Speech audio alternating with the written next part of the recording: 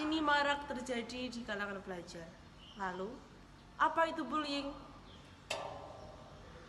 Dalam bahasa Indonesia, bullying dikenal sebagai penindasan atau risak, yang merupakan segala bentuk penindasan atau kekerasan yang dilakukan dengan sengaja oleh satu orang atau sekelompok orang yang lebih kuat atau lebih berkuasa terhadap orang lain, dengan tujuan untuk menyakiti dan dilakukan secara terus-menerus. Lalu, bagaimana cara mengatasi bullying? Yang pertama, dengan melakukan deteksi tindakan bullying sejak dini. Yang kedua, memberikan sosialisasi terkait dengan bullying. Yang ketiga, memberikan dukungan kepada korban. Yang keempat, membuat peraturan yang tegas tentang bullying. Yang kelima, memberikan teladan atau contoh yang baik.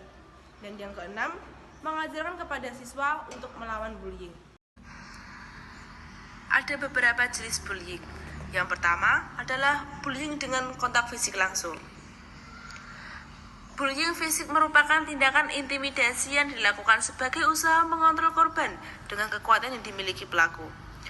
Bullying jenis ini meliputi tindakan memukul, mendorong, menggigit, menjambak, menendang, mengunci seseorang dalam ruangan, mencubit, mencakar, memeras, dan merusak barang yang dimiliki orang lain. Yang kedua adalah bullying dengan kontak verbal langsung. Merupakan jenis perundungan dengan menggunakan kata-kata, pernyataan, dan sebutan atau panggilan yang menghina. Perilaku bullying verbal biasanya bakal terus melakukan penghinaan, merendahkan, dan melukai korban. Tindakan ini contohnya adalah mengancam, mempermalukan, merendahkan, mengganggu, memberi panggilan atau nama, calling, sarkasme, merendahkan atau put down, mencela atau mengejek, mengintimidasi, memaki, hingga menyebarkan gosip masuk dalam jenis bullying verbal. Yang ketiga adalah bullying non-verbal langsung. Seperti namanya, bullying non-verbal langsung dilakukan tanpa kata-kata.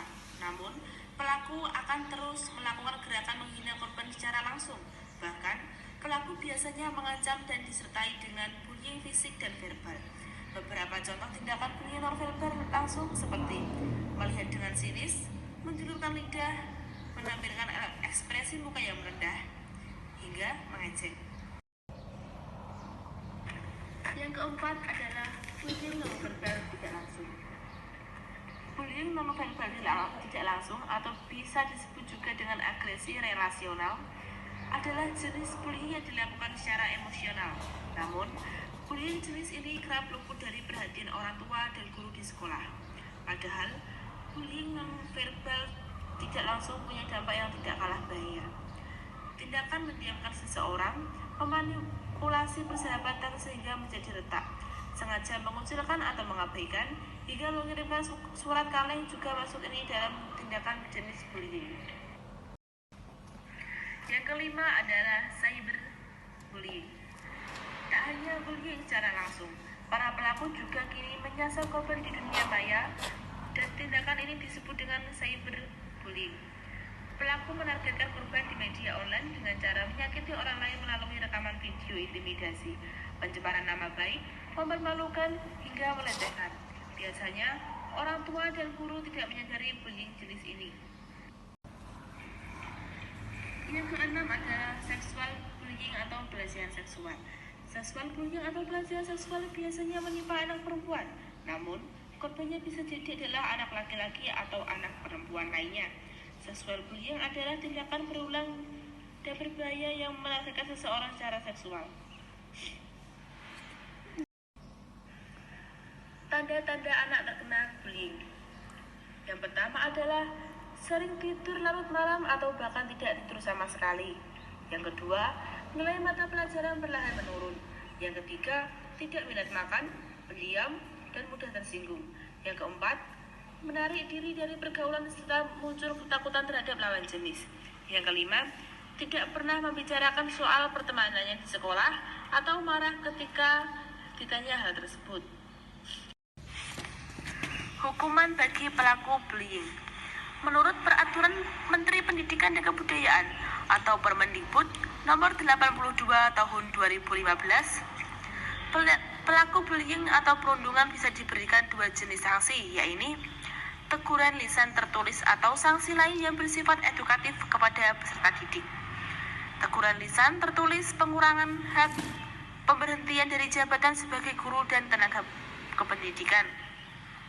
Pelaku bullying juga diancam dengan Undang-Undang Nomor 35 Tahun 2014 dengan ancaman pidana penjara paling lama 3 tahun, 6 bulan dan atau denda paling banyak sebesar 72 juta rupiah.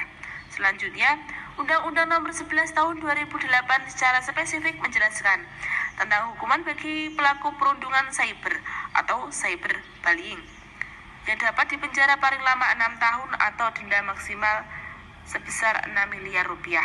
Selain itu, juga ada sanksi sosial yang bakal menanti para pelaku bullying. Lalu, apa saja penyebab bullying? Penyebab bullying yang pertama adalah anak dengan kontrol diri rendah. Yang kedua, faktor keluarga. Ketiga, adanya supporter. Keempat, kebijakan sekolah. Dan yang kelima adalah media massa.